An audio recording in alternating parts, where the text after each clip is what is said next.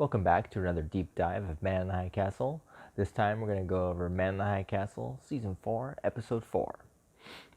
So this time we start in the Poconos prison with Evanston, and the episode actually starts, it's kind of weird because it's almost like, it's like the introduction of a show, and we find out that Evanston is being forced to film propaganda that undercuts everything that he's been doing to try to spread the news of these Allies win films. So instead, they're having him make all these movies that show how bad the world actually is for the Aryan man, with the Allies having won.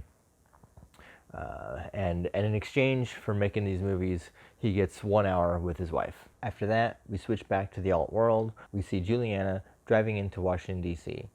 And we see her walk up the steps to the Lincoln Memorial, and she's there, and she's contemplating things, and it becomes pretty clear to her that the only way to free the other world is to eliminate John Smith. So she sits down, she starts to meditate, and it's really cool the way they do her transition into the other universe. They don't just make her disappear and then like have a cut and then she reappears. Instead, they slowly zoom in on her a little bit at a time, and then you see the background change. So she's sitting there in this well-lit, nicely maintained memorial, and it's a bright light behind her, and then it changes into a dank, a green tinted color with all the destruction around her, and then they kind of zoom back out a little bit, or they cut, and there's just all this destruction around her. You know, she opens her eyes, she realizes that she's back in the other universe. There's just nothing but destruction all around her. You can still recognize DC, but everything's destroyed at this point. She makes her way through the rubble, and she finds a couple people. They are painting the sunset, the rising sun, or that image that we saw in season 3 that was supposed to spark revolution. It was the image that I believe it was Frank Fink had been making. So she sees a couple people doing that, and then we hear a security guard. They run off. She tries to get away, but she gets caught. She obviously denies having any papers. They take her to a guard shack kind of thing, and they're starting to process her. And the guard gets a call while she's sitting there. The music picks up a little bit right here. It gets a little bit of a quick pace to it as she scans the desk looking for a weapon. She's able to knock the guard out. The music gets much faster pace here to indicate that she's kind of in a rush and is trying to escape and get out of there. So she manages to wipe everything down, except of course until she grabs the door handle. And that comes into play later on in the episode. We'll get to that. But she runs out, and the music then calms back down a bit once she's escaped. She's looking around. She's trying to find a place to hide. She manages to find an open door. It's a shop, a bread. It looks like some kind of a shopkeeper who sells bread. She goes in, and she goes to pay for some of the bread, and she's just looking for a place to hide. And this person doesn't realize who she is or anything, doesn't think anything's wrong until she hands them a $5 bill. And the $5 bill has Lincoln's picture on it, and this person immediately knows that something is wrong because that money is not legal. It's not recognized at all. This is Nazi territory. There's no way that this person would have something like that in normal circumstances. We then go to John Smith's office, where John's getting off the elevator, and Obergruppenführer Goetzman is there waiting for him. And this scene is supposed to be a little bit tense, and I think that works on the initial viewing, but after after watching the entire season, it still plays off a little bit tense, but I think once you have the knowledge of what's gonna happen between Goetzman and Smith, you realize that Goetzman isn't trying to intimidate John as much as he's trying to inform John. He even says that that the Fuhrer offered him the position, a position in New York, and when John asks him, "What'd you say?" he says that he told the Fuhrer he'd think about it. Well, that's really, in my opinion, an indication that Goetzman isn't trying to threaten John at all. He's probably not really even interested in moving to New York because I think they both agreed that where they live, that's home. They want to stay there. These places, because his wife likes to be in New York for the shops and things like that. But these places are good places to visit, not places that they would want to be in. I get the sense that John doesn't want to go to Berlin. He doesn't want to be the head of the complete Reich. He wants to be the head of the American Reich. So that's why I think that on initial viewing, you think, oh, Goetzman's trying to intimidate him, but once you see the whole season in context, I think you realize that Goetzman is there to inform him of things, not to intimidate him. We then go back to the BCR hideout, and we see Wyatt and Lem loading up weapons into a truck. This is right before Wyatt's getting ready to say goodbye, and everything's there, all the weapons are there. Wyatt goes to say goodbye to Belle, and he reaches out to shake her hand. She glances down at his hand for a moment before reaching out to shake his. I think this is an indication that Belle is becoming more comfortable working with white people, because we saw in previous episodes that they don't work with white people. Everything they do is for black people. But I think she's starting to maybe get a little more comfortable working with white people. I think only time will tell. I'm not even sure if they'll cover that, or if they do cover that in the rest of the season. But I think that she seems to be getting a little more comfortable working with at least the Irish white folk. Meanwhile, in the same scene, Childan is working on a letter to the Crown Princess. He ends up being shocked and surprised that Elijah can read Japanese. And every time I see this scene, I laugh just because the look on Childan's face is priceless. He's just like, okay, no, and he doesn't try to deny it, which is awesome. He says, "No, you're right. Let me see if I can fix this." And then I believe he encloses some kind of it's something with Japanese writing on it, but it's got a little blood spatter on it too. He encloses a bunch of things in an envelope. He seals it up, hands it to Elijah, and tells him to find someone he can trust to take it to I don't remember where he says to deliver it to, but to deliver it. So Elijah goes to find a messenger, and of course they keep Childan under guard. Back at JPS headquarters, we see that Yamori is he's angry at Masuda's death. Masuda practically saved his life during some battle, and he did it without following orders. So he even got reprimanded. Masuda got reprimanded for it, but he saved Yamori's life. Yamori wants vengeance.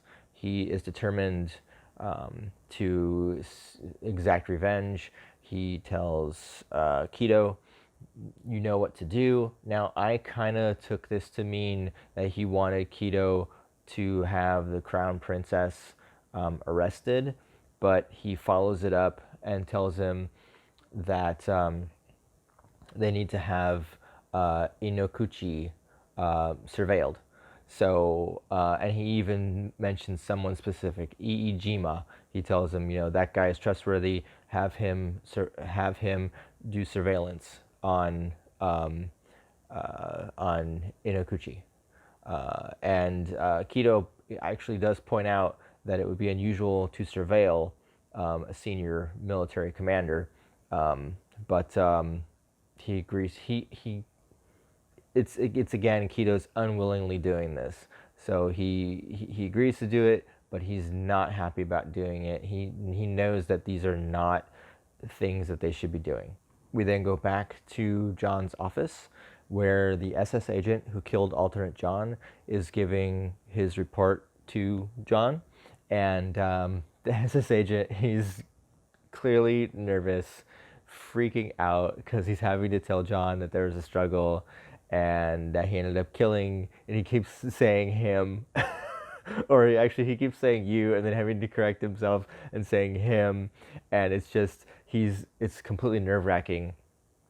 John's just sitting there kind of calmly until he says that he killed alternate John, hid the body, and no one will ever find it. John suppresses a smile. You can actually see his mouth twitch just a little bit because he's excited, because now he can go to the alt world and he can see his son again. So he's excited about this, but he suppresses a smile, dismisses the officer, and then at the end of the scene, he's formulating plans of how he's going to go to the alt world. He's looking at the photo of his family on his desk. So he's thinking only about trying to see Thomas again at this point.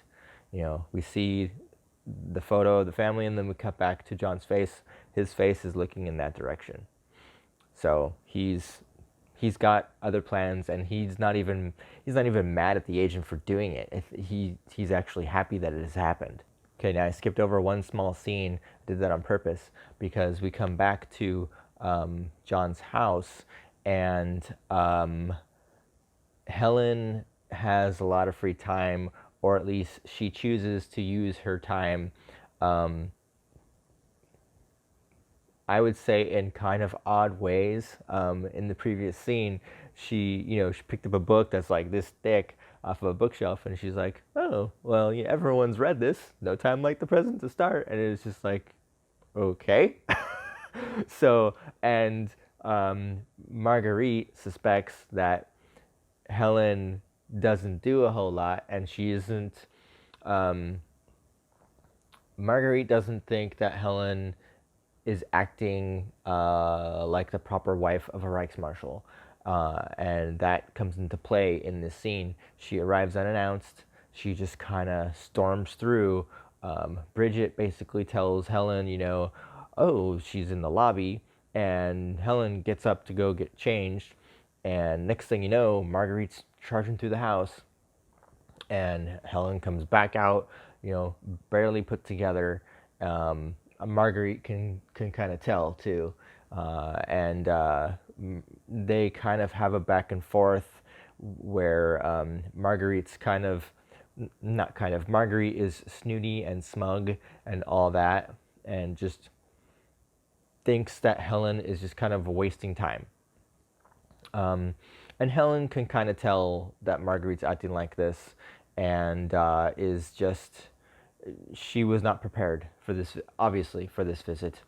And then they get on the subject of health, and Marguerite points out that, Himmler's health is all the talk of Berlin. We're going to see later on that that's got to be like complete propaganda. But that's how their conversation kind of ends. And then Marguerite just kind of walks back out as quickly as she came in. And that's the end of that scene. Childan's letter arrives, and the guy reads it, and he takes it over to the Crown Princess and informs them that they want to have a meeting. And in Inokuchi, he doesn't trust them, but the Crown Princess says doesn't matter. She's already talked to the Crown Prince. The Emperor's in agreement. They're gonna set up a meeting. Inokuchi, he's okay. I serve at the Delight or something like that of the emperor, serve at the discretion, something like that, of the emperor. And then the crown princess informs him that even though we want to have a meeting, this has to be kind of kept a secret. So if he gets caught or anything like that, then he has to understand that he was acting on his own. And he does understand. He actually says, I understand I will be acting on my own.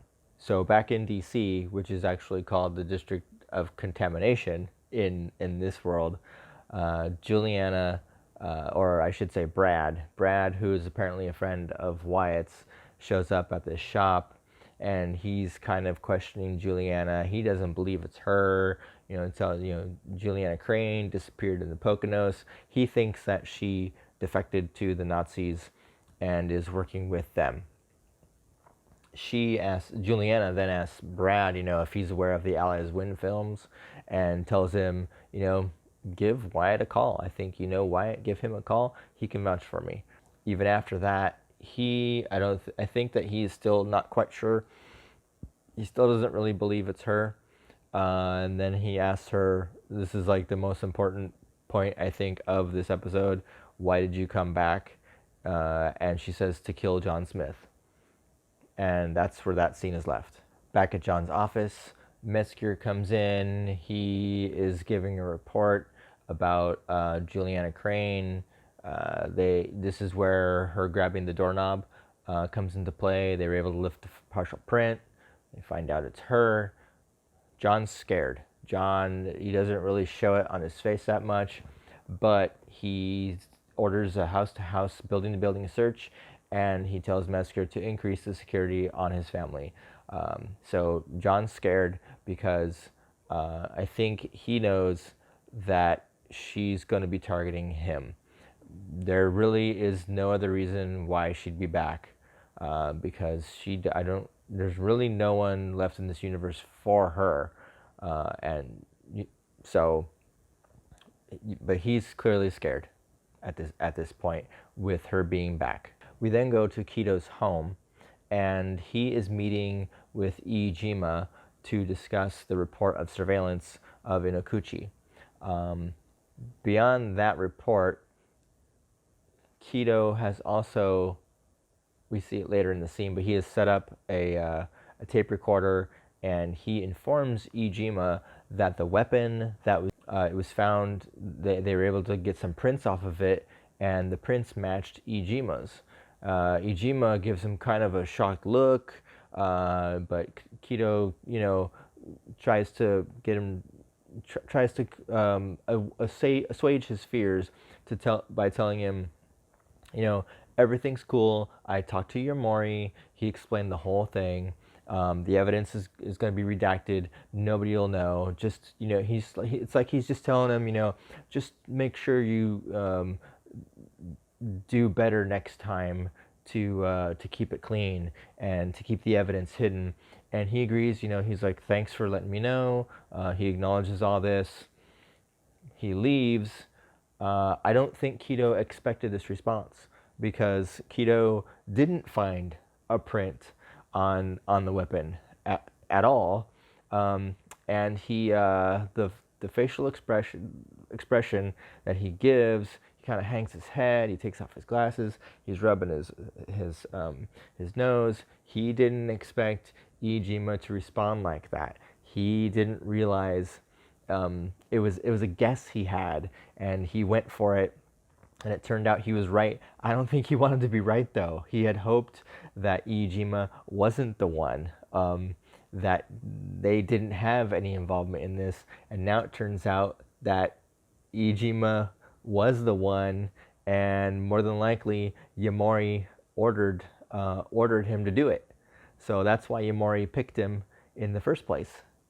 So yeah, and Kido is just, I think he's devastated to find out that this is a big secret, and they killed one of their own in order to try to cause more tension between the BCR and the JPS, and start a bigger battle, is what it seems like. So yeah, Kido's upset, and he has the whole thing on tape as well. Now, there's a lot to unpack with the dinner and everything that happens with John and Helen, Himmler, Goetzman and Margarete, and the kids. So I think it's best summarized with what Helen and John say to each other.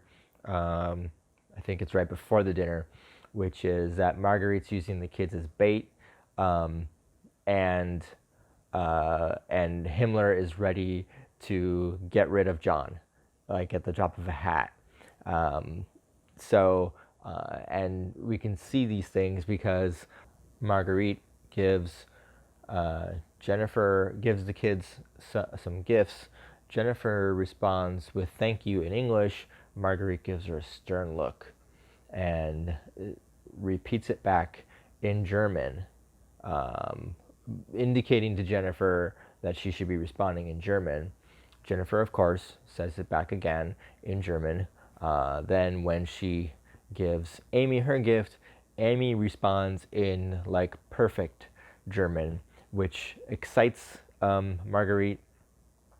Asks her how many languages do you know, and Amy's an open book, so she just tells her straight up, oh, my German's the best in my class, blah blah blah blah, and then Margarete asks her a question about her uncle, but Helen doesn't understand German, or at least not very much German, so Helen doesn't really know what's going on. Amy happily answers in like flawless German, and it kind of freaks Helen out. So Helen kind of shoos the girls away. Margarete then gives Helen a mirror for her gift. And in my opinion, the mirror is Margarete's way of telling Helen, watch yourself. Because Margarete is watching Helen very closely. Helen's completely oblivious to the symbolism behind the mirror. She just sets it down and offers to take Margarete through the house, like give her a full tour of the house. Himmler is obviously wanting to get rid of John. He doesn't think John is doing things as much as he could be, with regard to like the portal, with regard to anything. Himmler wants results and he wants them now, and John isn't doing that. John knows that his family is in the alternate universe, so John isn't willing to wipe out the other world in the blink of an eye. He's just not willing to do that. He wants to try to save Thomas at the very least. And we get a little bit more of the so-called tension between him and Goetzman, but again, in the context of the whole season, I think this was just Goetzman was actually just trying to inform John of things, and he almost looks like he's trying to present himself as being on John's side with some of the things that he says. Himmler's on everyone's case. You still have friends in Berlin. He's talking about himself. He's not. I don't think he's really talking about any other top officers. He's talking about himself. The one saving grace for at least Helen at the end of this whole scene is that she gets a snarky comment back in on Margarete, telling her how it was lovely to host her twice in one day. And of course, Himmler gets kind of one last big jab at John when John says you'll always have my loyalty, and he comes in real close and says, I want your devotion. So and it's almost kind of a disturbing thing, because it's the first time that Himmler has ever really lowered his voice and gotten gruff like that with John. I mean, the previous scenes, he kind of went after John a little bit, but never like that. So it's kind of disturbing to John. We then go back to the shopkeeper's place. Juliana is led into a bomb shelter, and before locking her in, the shopkeeper asks her about some of the stories of the alternate universe, and Juliana starts to tell her some things, and she asks her to keep on going because these stories, they're giving the shopkeeper hope that their world will get better. It's giving her hope for a better life, that better things can come, that better things can be possible. And they haven't had that kind of hope in a very long time. We come back to the Poconos prison. This is to end where this episode began, in the same place that the episode began, and we see Abinson in a prison cell. They bring his wife in, so he gets a few moments with his wife before they yank Abinson back out because John has some questions. He wants to ask some things about quantum mechanics, so he asks Abinson about this theory of quantum mechanics, and Abinson tells him that's correct. And starts to tell him about some other things, and then Abinson gets this like super concerned look on his face, realizing John has probably done something not good, and doesn't know what, but he doesn't think it's good at all. The music picks up a bit right here, and then Abinson gets dragged out. John's looking in a mirror, and he's seeing his own reflection while this all happens. I'm pretty sure this is symbolic of John seeing kind of an alternate version of himself. He's seeing his reflection, and I think that's the purpose of that scene. That's the symbolism of it. You know, he's having his own he's having to stare down his reflection. So Abinson gets dragged back to the cell to spend more time, presumably spend more time with his wife, hopefully, for their sake. The scene then ends with John being dressed as alternate John and walking through the portal into the alternate world. This episode seems to spend a lot of time on John, Goetzman, and Himmler. It's almost like they were trying. It's like they were trying to set it up to get the viewer to think that Goetzman and Himmler were kind of working together to figure out a way to get rid of John. But once you get the full context, you realize that Himmler wants to get rid of John, but Goetzman wants to work with John. At least that's how I saw it. So it's just interesting that you get that kind of little bit of misdirection there, and kind of off to the side you got Helen and Margarete, who Helen even says that she was good friends with Margarete. She always liked her, but Margarete kind of has it in for Helen now. And then, of course, you get the little bit of the propaganda thing with Himmler's health, because that dude is seriously, he's totally sick, and there's just no way other than maybe having like cut together fully edited movies. That guy is not making public appearances. He can barely string a sentence together without getting into a coughing fit. So when Marguerite tells Helen, "Oh, my husband's health is all the talk of Berlin," yeah, because of the propaganda. So, and then there's other things that go on in this episode, but the lion's share of it seems to center around John, Goetzman, Himmler, Helen, and Marguerite. With Helen and Marguerite being just kind of a slight side story a little bit. But yeah, I really, on second viewing, I think I like this episode a lot because they make Goetzman appear to be kind of out to get John. But like I said, once you get it all in context, he's just trying to work with John. So yeah, this episode, I thought this episode was super cool in that regard. Did I miss anything? Is there anything else I should have covered? Let me know in the comments below.